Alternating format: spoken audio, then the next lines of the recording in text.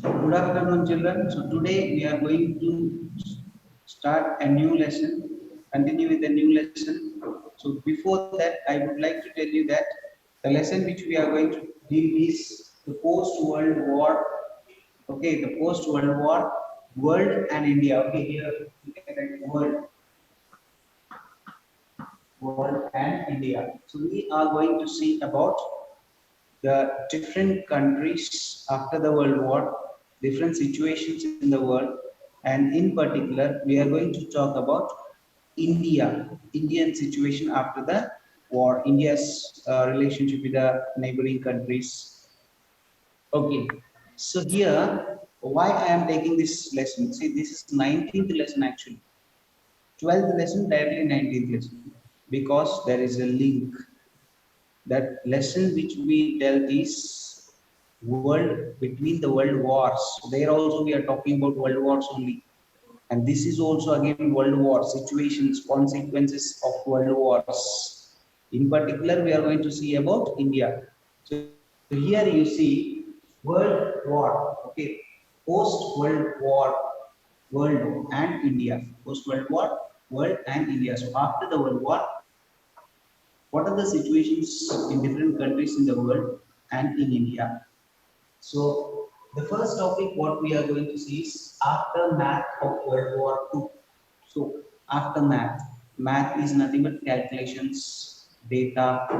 So after the World War One, after the World War One, what is the effect financially, geographically, economically, in terms of all the things? What is the effect? So after the World War One, the most affected countries are European countries. Okay, European countries were largely affected by the world wars.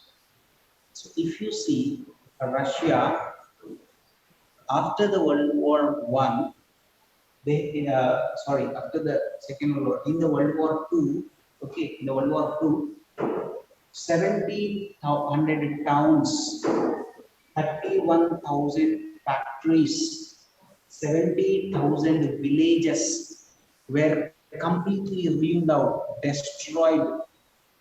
So you can understand how much loss economically or in terms of loss of life, how much loss they have faced, how much destruction they have faced. Okay, so not only Russia, here every country which has participated in the war directly or indirectly, they had a huge loss of life and economic life.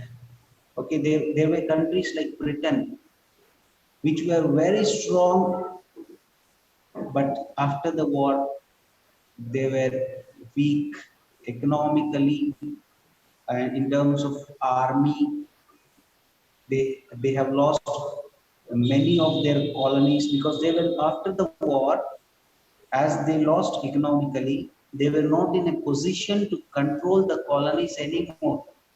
So the another consequence what we see is many countries got independence after the Second World War. Many countries got independence after the Second World War. What we say, newly independent countries, so like India, Indonesia, many countries, okay, Sri Lanka, all these countries were ruled by the different colonies from Europe, different masters from Europe. Okay, so this is all about aftermath of the World War. Clear. So huge loss of life, humanity, property, wealth, destruction is more. Not only economical loss, geographical loss, political changes, okay, social changes also took place after the Second World War. Okay, so let us see the next topic, UNO. UNO. Okay, so what is UNO? United Nations Organization. So this is an international organization See, after the World War One, we have seen an international organization called as League of Nations, which was unsuccessful, not successful. But after the Second World War, UNO was established with the two main principles, two twin policies. We have twin policies. The one is establishing peace in the world. The other one is human development. The other thing is human development. So these are the two objectives, main objectives of UNO. It's not only two limited to two. There are many other objectives. Human development, if you take, it was like development of laborers, development of children, okay, development of women, education, development of education in the world. There are many organizations which are like UNO has agencies and organs through which UNO functions. So the General Assembly of UNO is Security Council is also there. General Assembly is there. Security Council is there. Okay, so the head of the Security Council is we call it General Assembly is the head of the General Assembly is called as Secretary General. Okay, Secretary General. You find out who is the head of UNO, who is the Secretary General of UNO. After the class, we'll have a quiz. Okay, there you can find out. Then it has many agencies like UNICEF, UNESCO, International Labour Organization, International Court of Justice. So these are all the agencies and organs through which the UNO functions. If you take Security Council, there are 5 permanent members, 10 non-permanent members, and when UNO, when it was established, so UNO was established in the year 24th October 1945. This is the year and date of formation of UNO. Is that clear?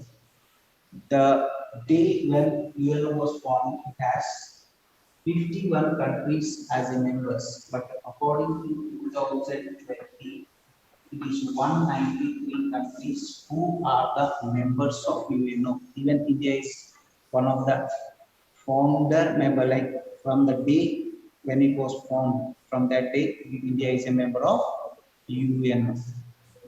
Is it clear? It's all about UNO. Then you can see where is the headquarters of UNO, who is the head of UNO, what are the agencies, what are the organs, where is the headquarters of different agencies, different organs, number of members in each organ, with all data you can collect. Okay. The next topic is Cold War. So the Cold War is taking place between two camps, two group of countries, USA, USSR. So you may be shocked. USA and USSR, the countries which are both the countries are as a members of Allied group in the First and Second World War. Then why are they fighting? See, first of all, what is a Cold War? Okay, a war of words, a war fought behind the closed doors. Okay, no violence, only the ideologies, through ideologies.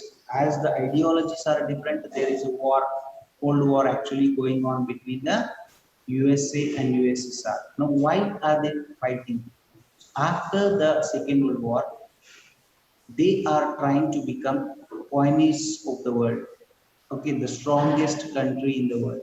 So there is a competition between USA and USSR in many sectors. See, though they don't fight, okay, directly, but in many sectors competition is going on.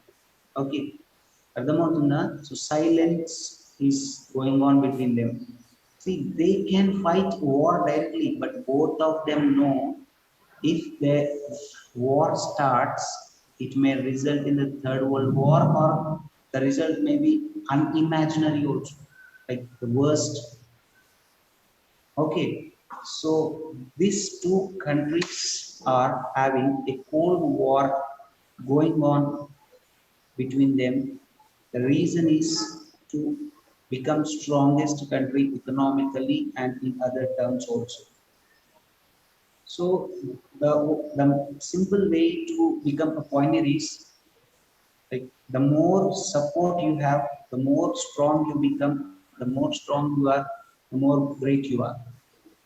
So both these countries, because of their ideologies, differences in their ideologies, America, USA is a capitalist country and Russia is a communist country. So after the war, when different countries started getting independence, the newly independent countries are forced by both the group of countries. They're trying to attract towards them so that they can follow their ideology. Like USA is trying to make the countries to follow capitalism. USSR is trying to make the countries to follow communalism. So ideological difference. Simple thing is the more support we have, we are more powerful. So they are pressurizing the other countries.